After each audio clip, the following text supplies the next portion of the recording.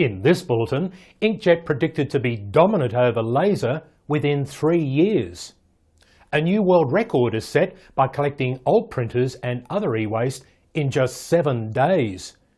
And 97% say hard copy printing is still the preferred way to do business. From across the planet, Recycling Times keeps you in touch with the latest computer printing news. Hello, I'm David Gibbons and here is the news. More than 3/4 of Americans would change from laser printers to inkjet printers if it meant they could save money.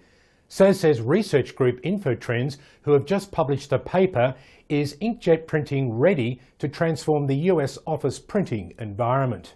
In fact, InfoTrends estimates 56% of all business printers will be inkjet by 2016. While customers are also looking for speed, reliability and output quality, the study reveals the most compelling reason for finally selecting inkjet ahead of laser is a desire to lower costs. But MSE's Luke Goldberg has a different view on whether inks will overrule laser, and I'll talk to him about that in just 4 minutes' time. Shopkeepers in New Delhi claim HP has unfairly harassed them while searching for counterfeit printer cartridges.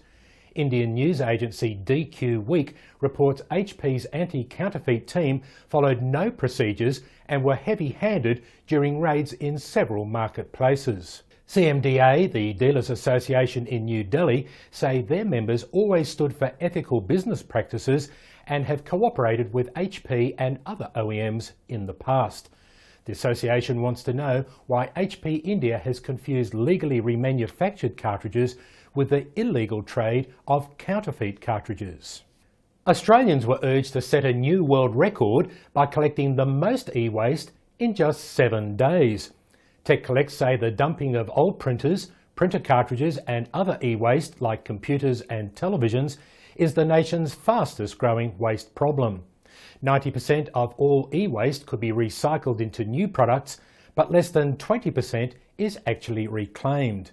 We need to increase the awareness so that people understand it's free and easy to recycle and to let them know what to do with their old product.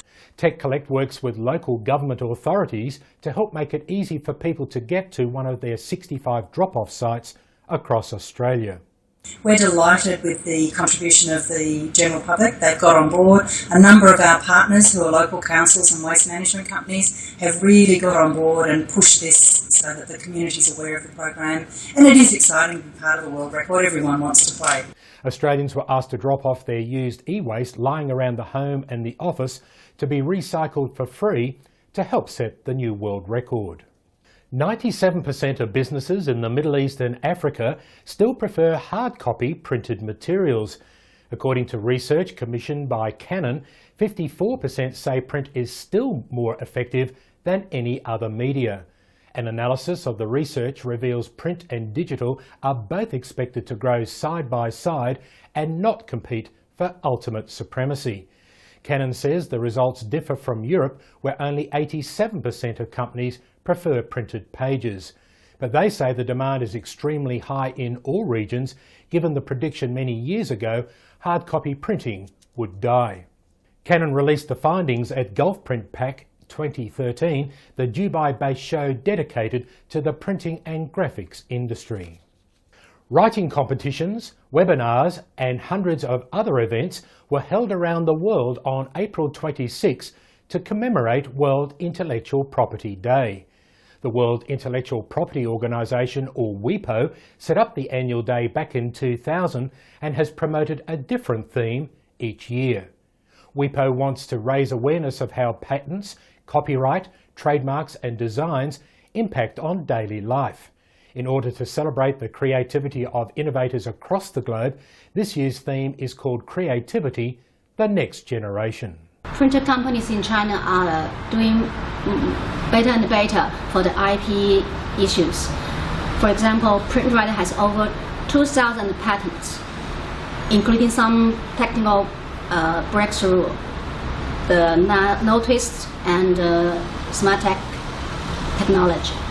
And also I noticed Nine Star has some good patent applications recently.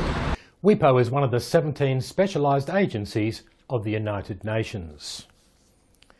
And in brief, Caton Toners, based in Minnesota, USA, has just celebrated 25 billion colour pages printed by their customers using their colour toners over 30 years.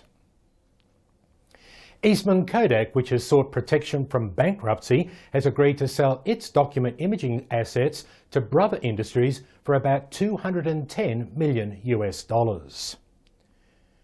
Static Control has got behind the Italian Printer Cartridge Association, PACTO, who are stepping up their efforts to rid Italy of clone cartridges coming from Asia.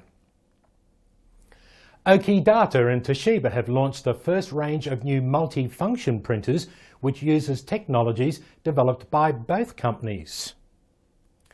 HP is stepping up its fight against counterfeited printer cartridges in the Middle East and Africa by placing sophisticated holographic security labels on the outer packaging. And Memjet have just launched their 60-page per minute C6010 office colour printers in Canada, saying the printers have the potential to jumpstart business productivity there. And MSC's Luke Goldberg is online. Luke, let's talk about these faster inkjet ink printers. Will they, in your opinion, make any impact in the lucrative office market? Well, David, the way that these printers are designed today, the answer would have to be no, because the current printers are really being sold through retail. They're not being sold through dealer channels, and retail printers are mainly going to go to the Soho market and the small business market. The printers are heavily featured, they are fast, and they are higher yield and lower cost per page than traditional ink products, but this product as it exists today is really designed as a Soho product.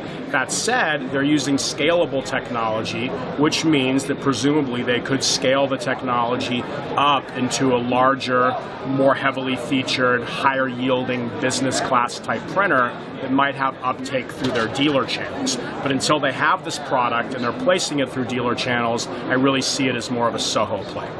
Thanks, Luke Goldberg. And German-based OCP inks are still looking for the thief who got away with 2,500 kilograms of their ink over the last 3 or 4 months. And you can read more in this month's New Look News and Views magazine with OCP Ink's Horst Edelmeier on the cover. Well, those were the biggest stories in printer consumable news this week. See you again next week. I'm David Gibbons.